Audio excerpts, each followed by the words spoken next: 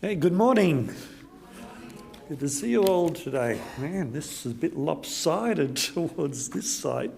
Now, I'm not going to say the sheep and the goats, that's for sure, which side's which. Good to be here this morning. Good to see the flower arrangement. Now, I'm no Pictionary expert, but I would say that's the Lamb of God that takes away the sin of the world. So thank you, Katrina. I think it was Katrina who did that. So thank you for that lovely display. It would have taken quite a bit of time.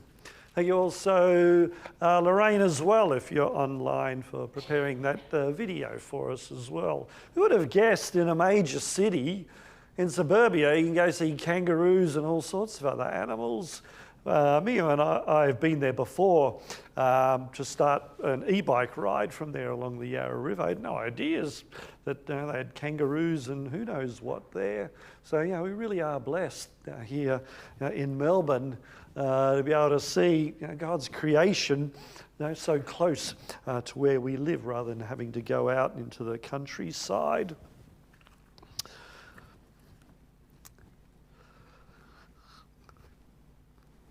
It's Mr. Prigozhin here. Oh, where is it? Yeah. Okay. Yevgeny Prigozhin, he was known as Putin's chef, but he had a lot more than just being Putin's chef. He was also the leader of the Wagner mercenary group as well. And this was a group that was fighting in Ukraine and hotspots all around the world. Now, he did Putin's dirty work for him unofficially, although, of course, he was funded and ordered by Putin. However, Prigozhin, he led a mutiny against Putin. And when Prigozhin's soldiers were on the very outskirts of Moscow with their tanks, a deal was arranged that Prigozhin and his soldiers, they could relocate to Belarus instead, and there would be no repercussions against them. However, no one believed that this would be the case. With Prigozhin doing what he did, he was a dead man walking, and it was only a matter of time. Therefore, it came as absolutely no surprise when Prigozhin's private plane, a bomb was planted on it, and he died in the plane wreckage. Just got a short video about him.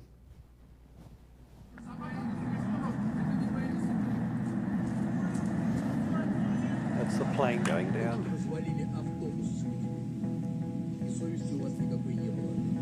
В Бахмуте мы боролись с российской бюрократией. С достоинством, одни из первых. Первые, да, первые. Выдали книжечку, да, которую вы посмотрели, в которой есть. Я вам говорил в свое время, мне нужны ваши книги.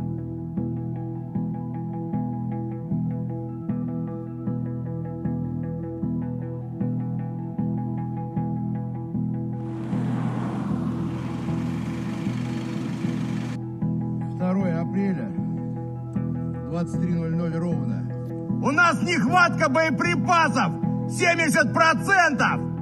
Шойгу! Герасимов!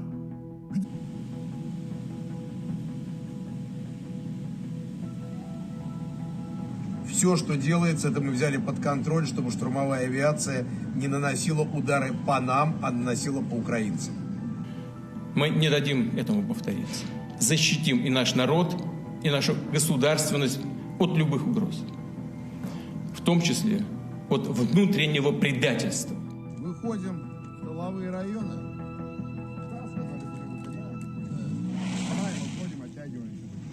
Работаем. Температура плюс 50. Все как мы любим. ЧВК «Вагнер» проводит РПД. Делает Россию еще более великой.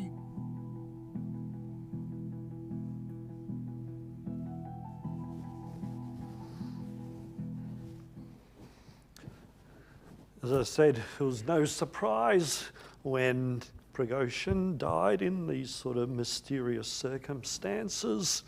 One wag, there was this cartoon, it was quite funny. It's got their Russian state media news, and they say, Wagner's leader died when his plane crashed just after takeoff tomorrow.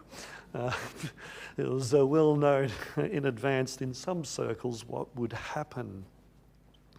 Today we're starting a 3-part sermon series for communion, and I'm going to be looking at bread and wine and Jesus. Now, of course, well, that's nothing unusual, it is communion. However, I'll be looking at it through the life of Joseph. Okay, through the life of Joseph all the way back in Genesis.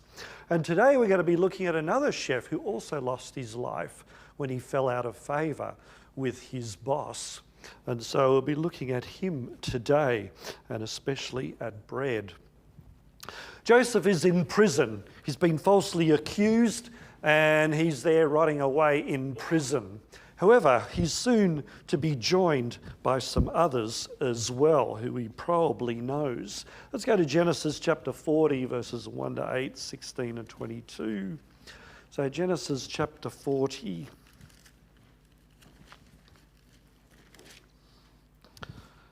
40th chapter of Genesis, and we'll start off with verses 1 to 4. 40th chapter of Genesis.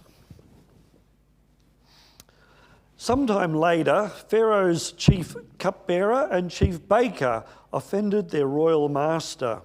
Pharaoh became angry with these two officials, and he put them in the prison where Joseph was, in the place of the captain of the guard. They remained in prison for quite some time, and the captain of the guard assigned to Joseph, who looked after them. So Joseph had been in prison for a while, but he's soon joined by 2 others from the palace as well. We'll only be concentrating on one today, and that's the chief baker. Next time we'll look at the other man, the butler.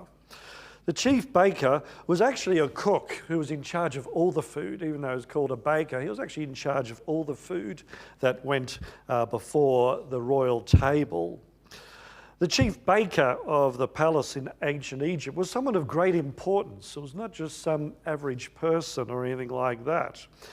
Because of the confidential nature of their work and what they did, and they had access to the royal presence. They were generally the highest nobles in the land of the Pharaoh.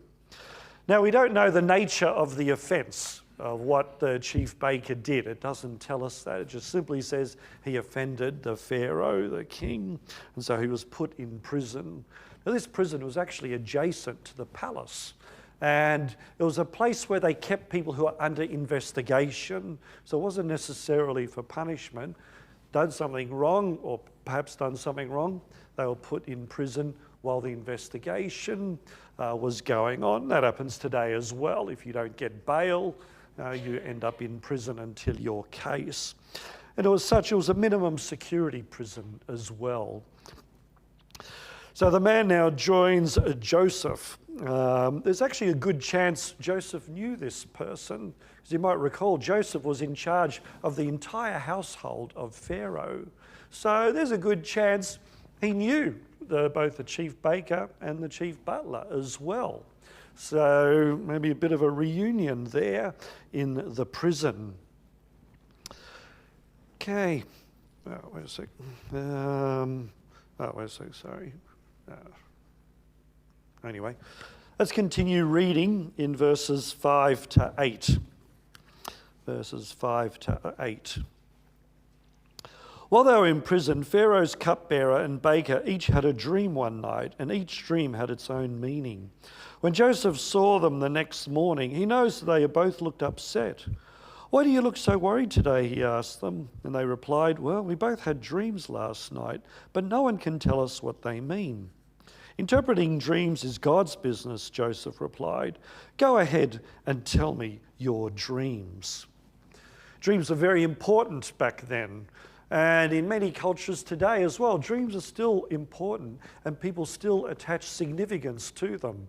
And sometimes us as well, even in the West, will have a dream that is very troubling to us and have significance. And this was the case here as well. And these 2 men had a dream, and it was so perplexing to them that Joseph recognized how they were looking, and he said, "Look, what's the matter? what's happening? And they said, well, we've had some dreams, but no one can tell us the meaning. They wanted to know what the meaning was. Joseph said, well, this is God's business. Tell me what your dream was. Okay, Genesis will continue now in verses 16 to 19. So we're only concentrating on the baker. When the chief baker saw that Joseph had given the first dream such a positive interpretation, he said to Joseph, I had a dream too. In my dream, there were 3 baskets of white pastries stacked on my head. The top basket contained all kinds of pastries for Pharaoh, but the birds came and ate them from the basket on my head. This is what the dream means. So he had this dream of birds being on his. He had the 3 baskets on his head, and the birds came along and ate it. Okay, it continues in verse 18. This is what the dream means, Joseph told him. The 3 baskets also represent 3 days. 3 days from now, Pharaoh will lift you up and impale your body on a pole. The birds will come and peck away at your flesh. Imagine getting an interpretation like that. I think I'd be looking for a second opinion. But the first one was the first interpretation he was thinking was good. But yeah, this must have terrified him. It would be, he went in prison simply under investigation, but now Joseph put him on death row, figuratively. And so he must have been filled with terror. So it was just like, it was just like this in advance, warning that he was going to die. And so, yeah, this would have been quite terrifying for the man there in prison, knowing he only had 3 days left and knowing he was going to be beheaded. In the original, doesn't bring it out in here, but in the original it says, your head is going to be lifted up from your body. So there was no sort of euphemisms or anything like that. Joseph laid it out, what was going to happen. He was going to be executed, and Egyptians typically did that. They beheaded people, and if they really wanted to have extra effect, they did impale them or attach them to a tree or a stake as a warning to anybody else who might try and do what the offender did. Okay, I'll continue reading in verses 20 to 22.